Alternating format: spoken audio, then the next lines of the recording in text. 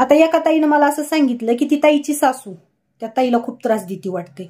म्हणजे इथपर्यंत त्रास की भाजीला शेंगदाण्याचा कुट्टा जरी जास्त टाकला आणि नसला जरी टाकला तरी तू आलीस तसं घरातला शेंगदाण्याचा कुट्टा समजायला, घरातले शेंगदाणे संपायले, तेल संपायली, साखर संपायली, आमच्या घराला पनवती म्हणून आली, अशा प्रकारच्या शिवीगाळ करते. आणि नवऱ्याला सांगायला जावं तर नवऱ्याचा माईवर लय जीव, नवऱ्याला सगळ्या गोष्टी आईच्याच खऱ्या वाटतात, त्या ताईचं म्हणणं आहे. तर मला एक कळत नाही ह्या अशा सासा का वागत असतील. आता तिनं कूट जास्त टाकू द्या, मीठ जास्त टाकू द्या, साखर जास्त, तुम्हाला खायला चविष्ट तर करते ना.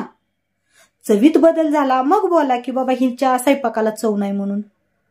आता समजा तिनं कमी टाकलं चव नाही लागली, परत तुम्ही तिला शिवाय देणार की हिला काही येतच नाही. बरं ठीक आहे, संसार तिचा आहे, तिच्या बी डोक्यावर ओझ द्या ना. तुम्ही किती दिवस हाकणार आहेत.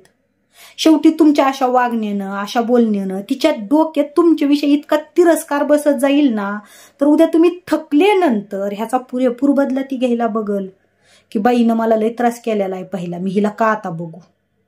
म्हणून जर अशा सासा ज्या असतात ना की आम्ही एवढेच भागवत होतो, आम्ही तेवढेच करत होतो, आमचा काळ, अहो तो तुमचा काळ होता. आणि आता काळानुसार आणि वेळेनुसार बदलायला शिका. नवीन पिढी आहे, नवीन पिढीसारखं राहायला शिका.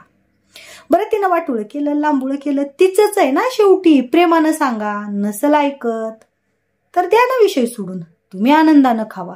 कशाला उगाच सुनाला त्रास देऊन तुम्ही म्हणजे तुमच्याविषयी तिच्या मनात तिरस्कार निर्माण करताय.